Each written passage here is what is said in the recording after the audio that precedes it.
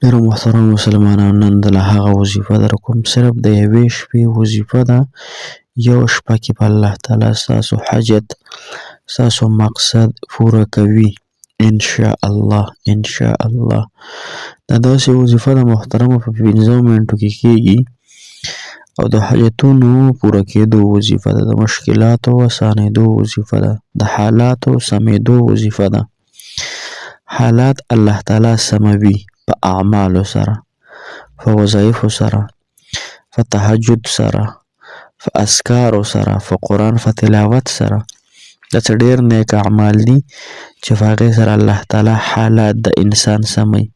د الله تعالی را روانه زندگی د انسانانو سموي، د انسانانو مشکلات پې ختموي.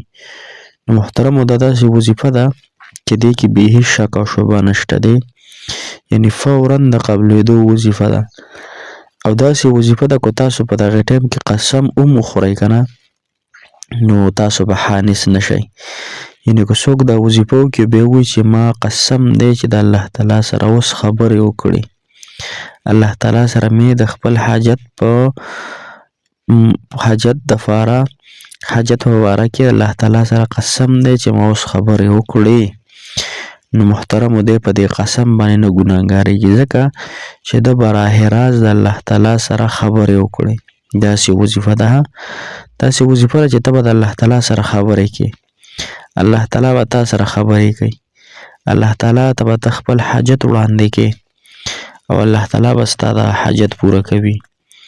نو داسې وظایف ډېر کم میلاویږي محترمو. داسې وظایف موږ ته اکثر پته هم نه وي چې یاره دا به څنګه وظیفه وي چې زه به د الله تعالی سره خبرې کوم، هم کلامي به کوم. نو یقینا چې دا ډېره بهترینه وظیفه ده د حاجت دپاره، د مشکل دپاره، د غم دپاره، د حالاتو ټکېدو دپاره. نو راځئ دا انشاءالله په 15 منټو کې دا وظیفه وکئ او الله تعالی سره خبرې هم وکئ.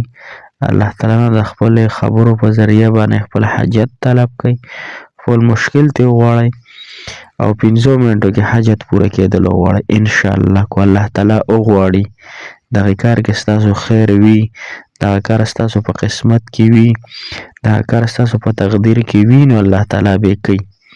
او الله تعالی د انسان مصلحت ته هم ګوري چې دې کار کې د خیر شته او که نشته، د رشته کې، د قرض کې، د ویزه کې، د کور جنګ جګړو کې، د دنیا مسایل دي، دې کې د انسان خیر شته او که نشته.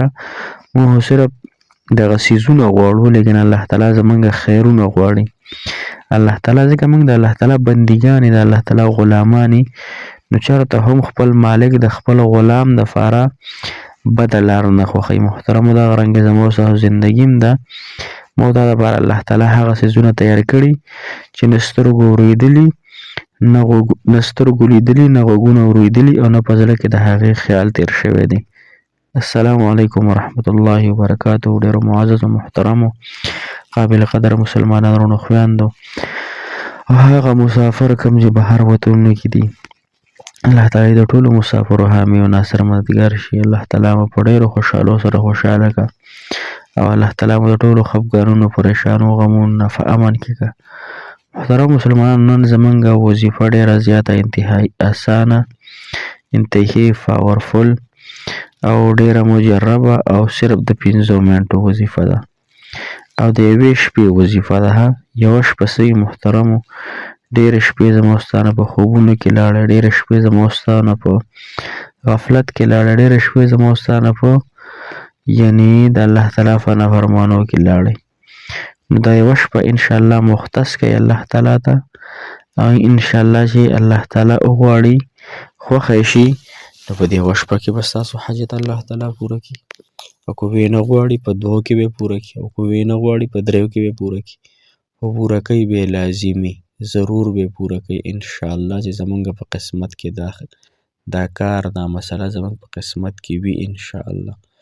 محترم مسلمانانو، وظیفه دغه ده، تاسو ته یې ښیم انشاءالله. تاسو ټیم قیمتي دی، په هر حال قیمتونه زمونږ د زندګۍ قیمت دا خو موږ ته نه دی معلوم.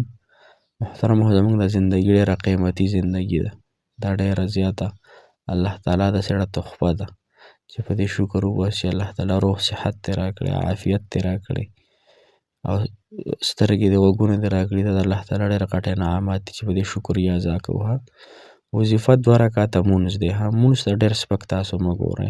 مونځ د هغه عبادت دی محترمو چې دا براه راست د الله تعالی د غوښتلو ذریعه ده. براه راست ګوره ته یو باچا ته شپارس کې نو خطو ته ولیکې، ټلیفونو ته وکې، منبر ته ووې، MP MNA ته ووې، دغرنګې وزیر اعلی ته د صوبې وې، ګورنر ته ووې، نو ستا ملاقات د هغې بادشاه د پاکستان د بادشاه یا د نورو بادشاهانو سره کیدی شي. محترمو زمونږ داسې یو رب دی که نه، داسې یو اله دی، داسې یو پروردګار دی زما او ستاسو چې هغه سره چې کله هم ما او تاسو وغواړو نو براه راست ورسره خبرې کولی شو، بغیر د ټلیفونه، بغیر د سفارشه، بغیر د څه تکلیفه. بس صرف 2 رکعته مونځ دی. او دا حدیث مبارکه کې راځي محترمو چې الله تعالی د مونځ نه د الله تعالی نه براه راست د غوښتلو ذریعه ده، د الله تعالی سره ملاقات دی، د الله تعالی خوښ عمل دی.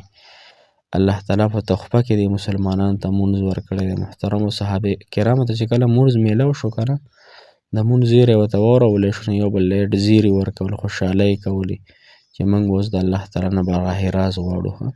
نو دا هم او تاسو ته یو براه راست د الله تعالی د غوښتلو ذریعه ده، لیکن ما او تاسو بیا هم نه پوهیږو. نو علما فرمایي که نه چې یو انسان 2 رکعته صلات حاجت مونځ وکړو او دی بیا قسم وخوري چې یاره زما د الله تعالی په ذات قسم چې اوس مې د الله تعالی سره خبرې وکړې، اوس مې د الله تعالی سره خبرې وکړې، نو محترمو دی په دې باندې نه ګناهګارېږي، ځکه مونځ د الله تعالی سره خبرې کول دي، د الله تعالی سره مناجات دي.